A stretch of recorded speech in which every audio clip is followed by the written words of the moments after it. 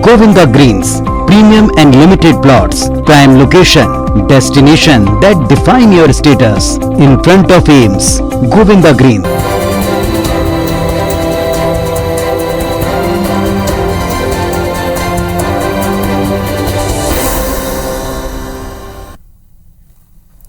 नमस्कार, स्वागत है आप सबका। मैं हूं पुनीत पाठक और आप देख रहे हैं छत्तीसगढ़ की बात। बीते 2 साल दुनिया में शायद ही कोई भूल पाएगा। लाखों लोगों की जिंदगी छीनने वाला, लाखों घरों परिवारों को बल्कि देशों को प्रभावित करने वाला कोरोना का काल कोई भूला नहीं। कोरोना की 2 लहर हम झेल चुके हैं और कोरोना के अब एक नए वेरिएंट की दस्तक है, जिसके बाद देशों में हड़कंप है। WHO ने इस पर मीटिंग की है और इसका नाम ओमिक्रॉन रखा है।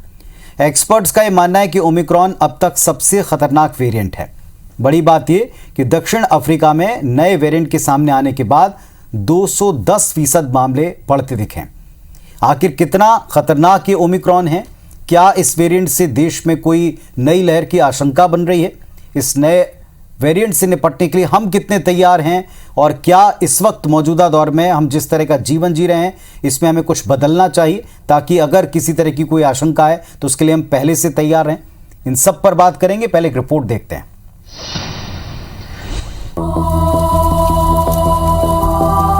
पिछले 2 साल से जिस कोरोना महामारी ने दुनिया को तबाह कर रखा है, अब उसका 32वां वेरिएंट सामने आया है। इसे नाम दिया गया है ओमिक्रॉन।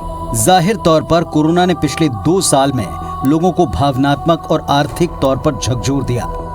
हिंदुस्तान ने 2 साल में कोरोना की 2 बड़ी लहरों का सामना किया है, जिसने न जाने कितने लोगों की जिंदगियां छीन ली। मानव इतिहास में पहली बार ऑक्सीजन, बेड और अस्पताल की किल्लत इस तरह महसूस हुई।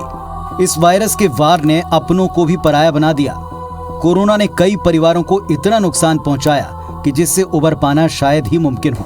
कोरोना के नए वेरिएंट ने एक बार फिर दुनिया के सामने एक नया संकट ला खड़ा किया है। सरकारें अलर्ट पर हैं, वैज्ञानिक रिसर्च में जुट गए हैं। WHO जैसे संगठन ने आपात बैठकों का दौर शुरू किया है और अब इस नए वेरिएंट ओमिक्रॉन को समझने की कोशिश हो रही है। जो नए वेरिएंट्स अभी न्यूज़ में हैं उनमें एक बोत्सवाना का वेरिएंट है जो कि साउथ अफ्रीका से शुरू हुआ है और यह पाया गया है कि वह बहुत तेज़ी से फैल रहा है। उसकी संक्रमण शक्ति बहुत ज़्यादा है लेकिन उसकी मारक शक्ति कम है। दूसरा वेरिएंट जो है वो आपका यूरोप में फैल रहा है, वो भी उसकी भी काफ़ी तेज़ी से फैलने की क्षमता है, लेकिन उसमें भी मारक क्षमता उतनी अच्छी नहीं है। नए वेरिएंट को लेकर चिंता वाजिब है।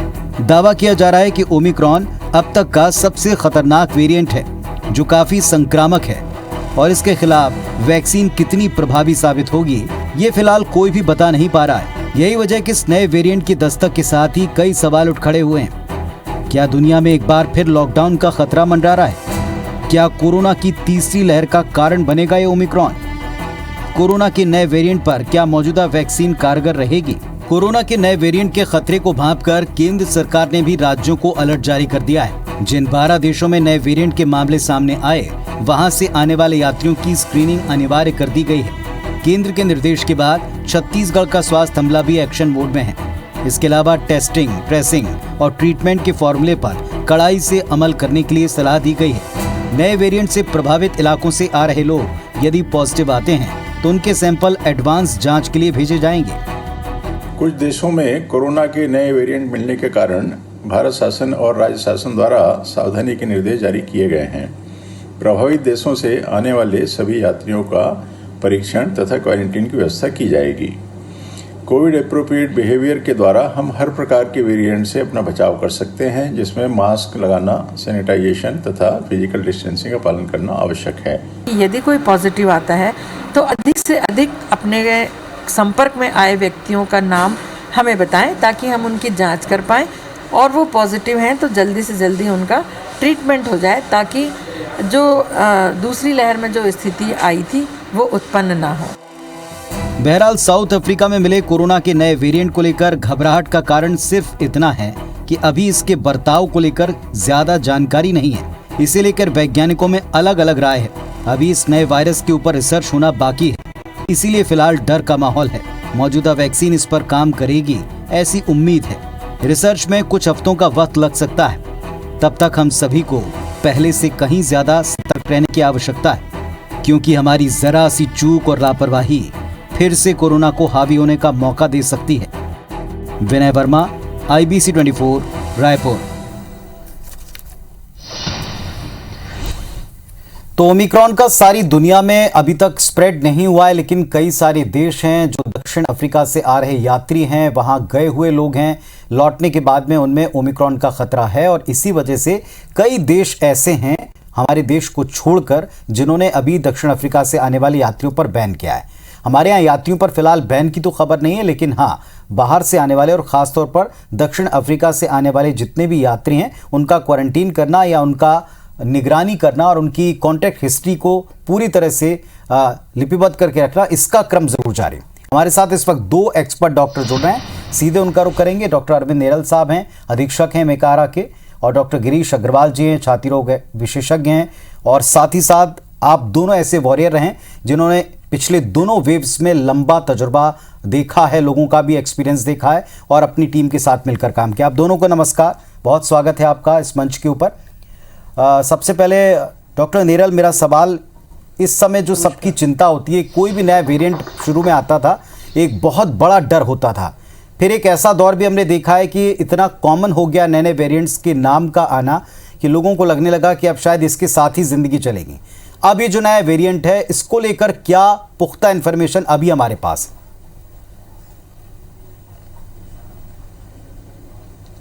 आपने सही कहा कि अब क्योंकि ये वायरल डिजीज है और वायरसेस की एक प्रवृत्ति होती है, नेचुरल हिस्ट्री होती है कि उनमें ये म्यूटेशंस बहुत कॉमन होते हैं, बहुत तेजी से इसमें म्यूटेशंस होते हैं। ये अपना स्ट्रक्चर, केमिकल स्ट्रक्चर और जो बायोलॉजिकल स्ट्रक्चर चेंज करते रहते हैं, जिसको हम सामान्य भाषा में म्यूटेशन कहते हैं।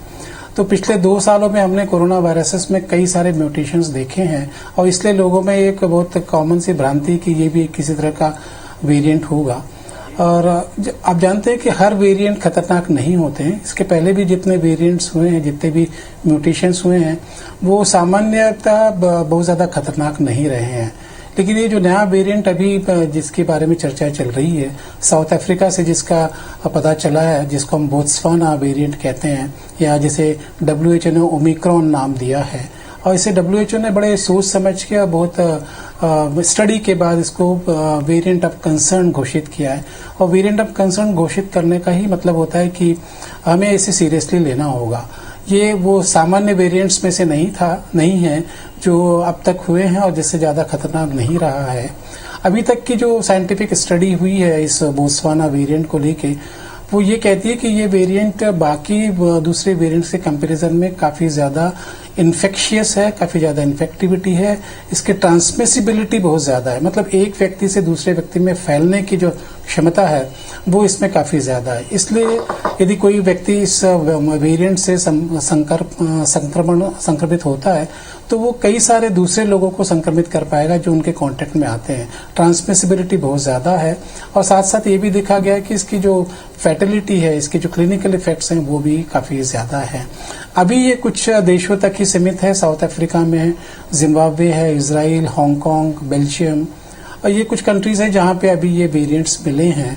और यदि इसी तरह से फैलते रहे तो निश्चित रूप से ये एक नई लहर को जन्म दे सकते हैं और भारत में एक तीसरी लहर का उदय हो सकता है। हमें सावधान रहने की ज़रूरत है, हमें किसी तरह की ढिलाई बरतने की ज़रूरत नहीं है। अभी तक हमने दोनों लहरों को काफ़ी मुस्तैदी से झेला है और उन्हें पकड़ा भी है, उन्हें कैप्चर भी किया, उन्हें कंट्रोल में भी लाया है। लेकिन ओवर कॉन्फिडेंस नहीं होना चाहिए, और इसलिए भी नहीं होना चाहिए कि ये जो वेरिएंट है वो हमारी जो नेचुरल इम्यूनिटी है, हमारे जो प्रतिरोधात्मक शक्ति है जो शरीर की, चाहे वो नेचुरल प्रोसेस से आई हो या चाहे वो इम्यूनाइजेशन के जरिए आई हो, वैक्सीनेशन के कारण आई हो, वो इन प्रतिरोधात्मक शक्ति को ये बाईपास कर सकता है, उसको तोड़ सकता है, उसको ब्रेक कर सकता है। और इसलिए जो वैक्सीनेटेड व्यक्ति भी हैं वो ओवर कॉन्फिडेंट ना रहे कि उन्हें ये जो वेरिएंट का इन्फेक्शन नहीं होगा। उन्हें भी ये वैक्सीनेशन को ब्रेक करने के बाद ये इन्फेक्शन हो सकता है। इसलिए सावधानी बरतना बहुत ज़रूरी है, स्पेशली उन लोगों से जो इन इन्फेक्टेड संक्रमित देश है वहाँ से आने वाले लोगों के साथ बिल्कुल भी संपर्क में न रहे, उनसे दूरी बना के रखें। और नेशनल और इंटरनेशनल लेवल पे भी ये चाहिए कि इन देशों पे हम अपने व्यापार व्यवसाय के लिए भी जाते हैं या टूरिज्म के लिए भी जाते हैं तो वो कुछ समय के लिए हम इसे रोकें। टूरिज्म भी जाना है तो इन कंट्रीज में ना जाए, और बल्कि अभी इंटरनेशनल टूरिज्म को हम यदि लगाम लगा सके तो ज़्यादा अच्छा होगा। और यहाँ से आने वाले सभी नागरिकों से हम उन्हें क्वारंटाइन करना चाहिए, उनसे दूरी बना के रखना चाहिए, उनका वैक्सीनेशन उनकी जांच की जानी चाहिए। जांच के लिए जिन्हें भी यदि थोड़ा भी शक होता है तो जांच की व्यवस्था अभी भी उतनी ही मुस्तैदी से सरकारी अस्पतालों में चल रही है, कुछ निजी अस्पतालों में भी की जा रही है, उसका ज़रूर फायदा उठाएं। टेस्टिंग, ट्रेसिंग और ट्रीटमेंट ये एक बेसिक चीज़ें हैं जिनका यदि हम पालन करें तो इस तरह के वेरिएंट से भी हम अपने आप को बचा सकेंगे। ये वेरिएंट ऑफ कंसर्न है, WHO ने घोषित किया है और इसलिए इनसे बचाव के वो पूरे उपाय किए जाने चाहिए जो अभी तक हम करते आ रहे हैं। तो इसलिए ताकि हम तीसरी लहर से अपने आप को बचा सके, अपने देश को बचा सके, अपने समाज को बचा सके। जी, डॉक्टर गिरीश अग्रवाल साहब भी हमारे साथ में। डॉक्टर गिरीश, जिस तरह से हमने दोनों वेव्स में देखा था, आपकी टीम ने भी काफ़ी सारे पेशेंट्स को ट्रीट किया है और लंबा एक्सपीरियंस रहा है, लेकिन हमने अभी फ़िलहाल 2 सालों में देखा है कि छाती में इन्फेक्शन होना या निमोनिया होना और उसके बाद उसका सीवियर होते चले जाना और उससे जुड़ी बाकी बीमारी को ना बड़ा कॉमन सा एक फैक्टर दिखाई पड़ा है। दूसरी बात ये कि हमने 2 वेव्स के बाद वैक्सीनेशन के लंबे ड्राइव्स चलाए, बावजूद इसके आपको लगता है कि अभी इस नए वेरिएंट को लेकर एक प्रॉपर सजगता का माहौल है? हम तैयार हैं तो कितने तैयार हैं या हमें क्या तैयारी करनी चाहिए? पुनीत नमस्कार जी। पहला क्वेश्चन आपने पूछा कि कोविड के साथ हमने देखा कि काफी सारे निमोनिया के केसेस हमको देखने मिल रहे हैं और बाकी ऑर्गन डिसफंक्शन या बाकी बीमारियों से ज्यादा हमको निमोनिया देखने को मिल रहा है। तो ये एक भ्रांति है। विश्व में सबसे ज्यादा निमोनिया की वजह से ही लोग मरते हैं, कोविड के पहले भी या कोविड के दौरान या उसके आगे का भी जो ट्रेंड रहेगा वो शायद ऐसे ही रहेगा। सबसे ज्यादा किसी भी मरीज को गहन चिकित्सा की अगर जरूरत होती है तो वो इसलिए क्योंकि उसके फेफड़े संक्रमित होते हैं, उनको निमोनिया होता है, इसकी वजह से उन्हें गहन चिकित्सा की जरूरत पड़ती है। जितने भी अगर हम औसत देखें तो मैक्सिमम एडमिशन जो आईसीयू में होते हैं उसमें रेस्पिरेटरी प्रॉब्लम या फेफड़ों का संक्रमण ही सबसे ज्यादा कॉमन रीजन होता है। दूसरा सवाल आपका था कि वैक्सीन लगी है, वैक्सीन का ड्राइव है और हमें क्या ये इसको एस्केप कर सकता है या क्या तैयारी करनी चाहिए। देखिए, वेरिएंट ऑफ कंसर्न किसी भी अभी तक हमने सार्स कोविड वायरस 2019 का जितने भी वेरिएशन देखे हैं उसमें बहुत सारे वेरिएशन ऑफ कंसर्न थे, कुछ वेरिएशन ऑफ इंटरेस्ट थे। तो वेरिएशन ऑफ कंसर्न उसी म्यूटेंट वायरस को कहा जाता है जिनमें पुराने वायरस की अपेक्षा फैलने की क्षमता ज्यादा हो, मारक क्षमता ज्यादा हो, पकड़ पाने में जिसको मुश्किल हो, इलाज में जिसकी दिक्कत हो और जो कि आपके वैक्सीन को नकारात्मक कर दे, जो वैक्सीन को इनइफेक्टिव कर दे। तो ये वेरिएशन ऑफ कंसर्न उसी को कहा जाता है। जरूरी नहीं है कि ये वेरिएशन ऑफ कंसर्न जो है ये एक एपिडेमिक का रूप ले। इसीलिए इसमें एक और चीज देखी जाती है, अगर वेरिएशन ऑफ कंसर्न आपका एक एपिडेमिक का रूप लेता है, लोकल जगह पे वहां पे अचानक से केस बढ़ने लगते हैं या विश्व में छोटी छोटी जगह पे कई सारे क्लस्टर्स आने लगते हैं, तब वेरिएशन ऑफ कंसर्न और भी ज्यादा घातक या चिंताजनक हो जाता है। जैसे कि इस ओमिक्रॉन में आया है, हमने साउथ अफ्रीका के काफी प्रोविंसेस में, काफी कंट्रीज में ये देखने को मिला है, आउटसाइड साउथ अफ्रीका भी देखने को मिला है। तो इसको देख के ये तो समझ में आता है कि अगर हमने एहतियात नहीं बरता तो ये आपका एक थर्ड वेव हिंदुस्तान में आ सकती है और शायद ये थर्ड वेव सेकेंड वेव से ज्यादा खतरनाक हो।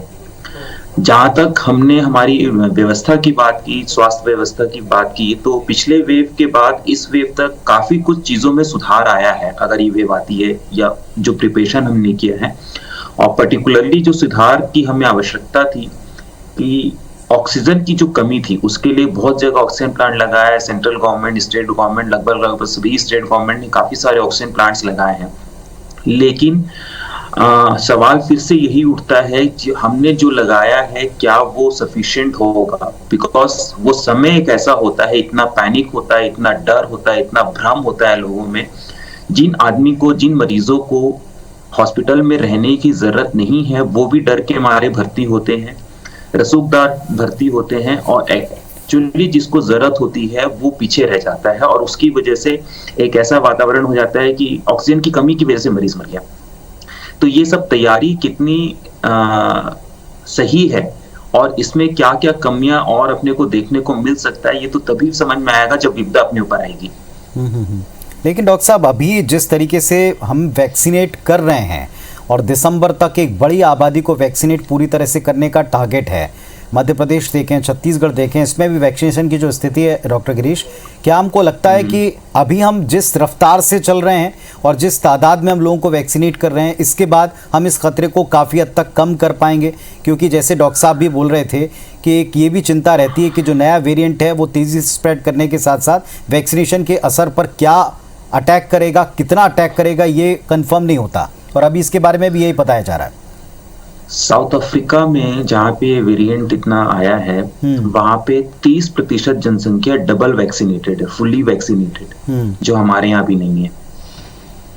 30% पॉपुलेशन साउथ अफ्रीका की डबल वैक्सीनेटेड है एंड अप्रोक्सीमेटली 20 to 25% पॉपुलेशन और मतलब 50 to 55% पॉपुलेशन को सिंगल डोज वैक्सीनेशन मिल चुका है। उनका भी ये मानना है कि जो वैक्सीनेट नहीं हुए हैं उसकी वजह से ये और भयावह रूप ले सकती है, लेकिन वैक्सीनेटेड लोगों में भी ये चीज हो रही। तो वैक्सीनेशन ड्राइव तो हमें आगे बढ़ाते ही रहना है, लेकिन क्या इसका इम्पैक्ट हमें दिखेगा ये सिर्फ समय ही बता सकता है। पहले से इस पे कोई भी अनुमान या आकलन करना मैं नहीं समझता सही होगा। ठीक है, चलिए हम थोड़ी सी तैयारियों पर और बात करेंगे। और दूसरा, जैसे डॉक्टर अरविंद कह रहे थे कि इसमें जो 3T है, हम 3 तरह से इसको देखते हैं कि हम सबसे पहले तो उसका ट्रीटमेंट करें, उसके पहले ट्रेस करें, उसके पहले हम ये भी पता लगाएं कि कहाँ से किस तरह के पेशेंट्स आ रहे हैं। इसमें हम क्या करें, क्योंकि हमारे आपके हाथ में पहले भी बहुत कुछ नहीं था, लेकिन फिर भी प्रिकॉशंस लेकर हम काफ़ी हद तक बचे रहे और बचा सकते हैं। अब हम दोनों एक्सपर्ट्स यही समझेंगे कि अगली वेव के पहले हमें क्या करना चाहिए।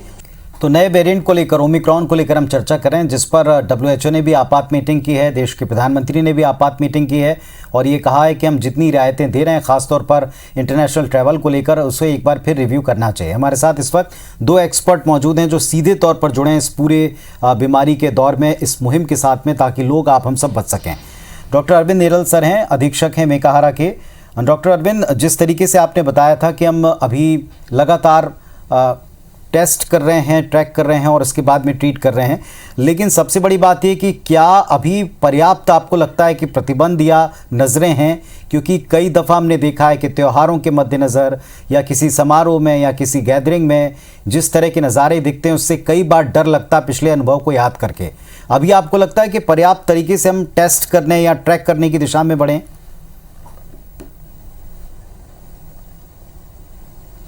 देखिए, सरकारी स्तर पर टेस्टिंग में बिल्कुल भी कमी नहीं की गई है। टेस्टिंग के लेवल्स बढ़े हैं और टेस्टिंग की जो सुविधाएं हैं वो पहले से निश्चित रूप से बेहतर है। अब ये लोगों में जानकारी होनी चाहिए, लोगों में ये अवेयरनेस होनी चाहिए कि वो इस टेस्टिंग का फायदा उठाए और जो टेस्ट जिनको संक्रमित होने की पॉजिटिविटी मिलती है उनके संपर्क में आने वाले जो भी लोग हों, चाहे वो सिम्टोमेटिक हो, उन्हें कोई लक्षण दिखाई दे रहे हो या ना दिखाई दे रहे हो, क्योंकि कई सारे केसेस में ये एसिम्टोमेटिक भी होते हैं, उन्हें अपनी जांच जरूर करा लेनी चाहिए।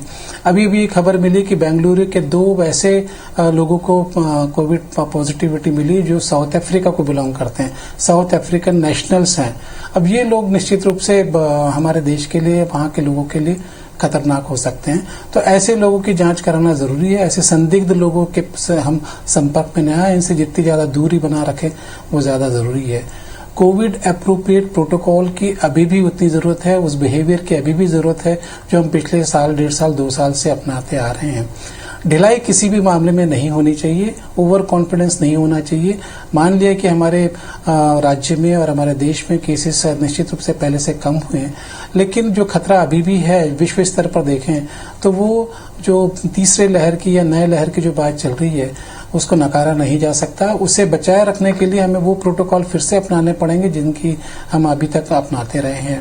बेवजह भीड़ भाड़ में जाना, बेवजह की गैदरिंग करना और इंटरनेशनल टूरिज्म को हम अवॉइड करें और जो सोशल डिस्टेंसिंग मेंटेन करनी है, मास्क का इस्तेमाल करना है। मास्क का इस्तेमाल करने में भी बताना चाहूंगा कि मास्क सिर्फ दिखाने के लिए ना इस्तेमाल करें, बल्कि उसका इस्तेमाल इस ढंग से करें कि वो सच में आपके लिए प्रोटेक्टिव हो और सच में आपकी वो सुरक्षा कर सके। सिर्फ दिखाने के लिए, सिर्फ लटकाने के लिए या सिर्फ फैशन के लिए यदि आप मास्क का इस्तेमाल करते हैं तो वो उसका पर्पस नहीं है।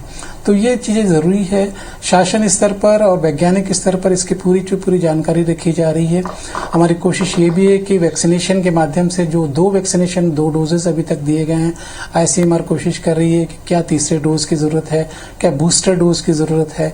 इसलिए कि बूस्टर डोज लगाने से हमारे शरीर में एंटीबॉडीज़ की संख्या, उसकी मात्रा और बढ़ेगी, जिससे हम निश्चित रूप से नए वेरिएंट से भी लड़ पाने में हमें सफलता मिलेगी। नए वेरिएंट यदि हमारे इम्यून सिस्टम को बाईपास करते हैं, उसको नकारते हैं, उसके बावजूद भी इन्फेक्शन करते हैं, तो वैक्सीनेशन की ड्राइव को भी सोचना पड़ेगा। कुछ नए वैक्सीन का भी इजाद करना पड़ेगा। और साइंटिफिक स्तर पर अभी इस बारे में कहना बहुत जल्दबाजी होगी, क्योंकि बहुत नया वेरिएंट है, अभी आया है, इसलिए इसकी साइंटिफिक स्टडी भी बहुत ज़्यादा नहीं हुई है। लेकिन जो इन्फॉर्मेशन हमारे पास अभी है, उससे बचने के लिए वो जो एक सामान्य नागरिक को जो बर्ताव करना चाहिए उसका पालन जरूर करें। वही सब चीज़ें होनी चाहिए, सैनिटाइजेशन होना चाहिए, हाथ बार बार साफ करें, सोशल डिस्टेंसिंग मेंटेन करें, मास्क का इस्तेमाल करें और भीड़ भाड़ वाले इलाकों में बिल्कुल भी ना जाएं और इंटरनेशनल ट्रेवल्स को जहाँ तक हो सके अवॉइड करें। हमारे साथ डॉक्टर गिरीश अग्रवाल जी भी हैं। डॉक्टर गिरीश, जिस तरीके से अभी बच्चों को लेकर के भी हमने देखा कि बहुत लंबे टाइम के बाद स्कूल खुल रहे हैं, 100% उपस्थिति के साथ में स्कूलों को खोलने के बारे में हम विचार कर रहे हैं, कई जगह खुल गए हैं, कॉलेज स्टूडेंट्स की गैदरिंग हम बढ़ती देख रहे हैं और अभी बच्चे ही एक ऐसे वर्ग के अंतर्गत आते हैं जिनका वैक्सीनेशन शुरू भी नहीं हुआ है देश में। और ऐसे में जब हम ओमिक्रॉन की बात कर रहे हैं, क्या हमको इनके बारे में प्रिकॉशंस करने चाहिए? अपने जैसा अभी निरल सर ने कहा कि नया वेरिएंट है और पिछले 2 वेरिएंट से जो तहलका मचाया था, अल्फा और डेल्टा वेरिएंट, उसमें हमने देखा था बच्चों में संक्रमण बहुत ज्यादा नहीं है और अगर है भी तो बहुत माइल्ड सिम्टम्स के साथ बच्चे निकल गए। बाद में कुछ केसेस में हमको देखने को मिला, लेकिन वो बहुत सिग्निफिकेंट लेवल पे नहीं था। चूंकि ये नया वेरिएंट है, ये कह पाना इनके लिए मुश्किल है कि क्या बच्चों इसमें उतनी ही सिवियरिटी के साथ बच्चों में भी इफेक्ट होगा। लेकिन एक कंसर्न जो डेल्टा वेरिएंट के साथ और अल्फा वेरिएंट के साथ था वो ये था कि बच्चे कैरियर की तरह काम करते हैं। तो जब स्कूल खुल रहे हैं या कॉलेज खुल रहे हैं तो उसमें एसिम्प्टोमेटिक कैरियर जिनको सिम्टम्स नहीं है लेकिन वो अपने साथ कोविड वायरस लेके घूम रहे हैं, तो ऐसे में ये बच्चे अपने घर में अपने जो बड़े बुजुर्ग हैं या उनके घर में कोई लंबे समय से किसी बीमारी से ग्रसित है सॉरी, उन लोगों को ये काफी तकलीफ वाली स्थिति उनके लिए पैदा हो सकती है। जिस प्रकार से सामाजिक समारोह हो रहे हैं, शादियों का सीजन चल रहा है, अभी हमने फेस्टिव सीजन अभी गया ही है, तो उसमें भी और समय के साथ अब 9 नवंबर को फर्स्ट केस आया है। जो सैंपल लिया था साउथ अफ्रीका में जिस पेशेंट का, वो 9 नवंबर का था और पिछले 1.5 हफ्ते में करीब 200% से ज्यादा वहां पे केस बढ़ा है जी। और वो लगभग यही माना जा रहा है कि इसी वेरिएंट की वजह से। तो आप ये हिसाब लगा सकते हैं कि कितनी तेजी से ये वेरिएंट फैल रहा है। और अगर ये हमारे यहाँ हिंदुस्तान में, जैसा कि रवि सर ने बताया कि 2 पेशेंट आए हैं, और जो हमारे यहाँ पे आम जनता की टेंडेंसी होती है कि आप जब टेस्ट कराते हैं तो मोबाइल नंबर गलत दे देते हैं, अपने आप को ट्रेसिंग से आप बचाने की कोशिश करते हैं। तो अगर ये सिलसिला रहा और साथ में जो समारोह अभी चल रहा है, सामाजिक समारोह हो रहा है, शादियां रहा, वो रहा, तो ये कहना बहुत कठिन नहीं होगा कि हम शायद तीसरी वेव को आमंत्रण दे रहे हैं। जी जी, चलिए, तो जैसे हमारे दोनों एक्सपर्ट कह रहे हैं, आप इशारे और साफ साफ कही जा रही दोनों बातों को अच्छी तरह से समझ लें और कुछ निर्णय अभी इस समय जो लिए जा रहे हैं, रिक्वेस्ट ये भी कि उनको भी शायद थोड़ा सा रिव्यू करने की ज़रूरत है। जैसा देश के प्रधानमंत्री ने भी इसकी आवश्यकता समझी है कि इंटरनेशनल ट्रैवल में हम जो इस ढील या छूट की बात कर रहे थे, अगर उसे रिव्यू करना है तो तमाम वर्गों के लिए, बच्चों के लिए या जो समारोह हो रहे हैं उसके लिए जितनी भी नई गाइडलाइंस आ रही हैं, क्या उन्हें भी एक बार विचार करना चाहिए। शायद इसके बाद जबकि हम इस नए वेरिएंट के ऊपर चिंता व्यक्त करें, क्या इसका रिव्यू होगा, इस पर भी ज़रूर एक बार विचार होना चाहिए।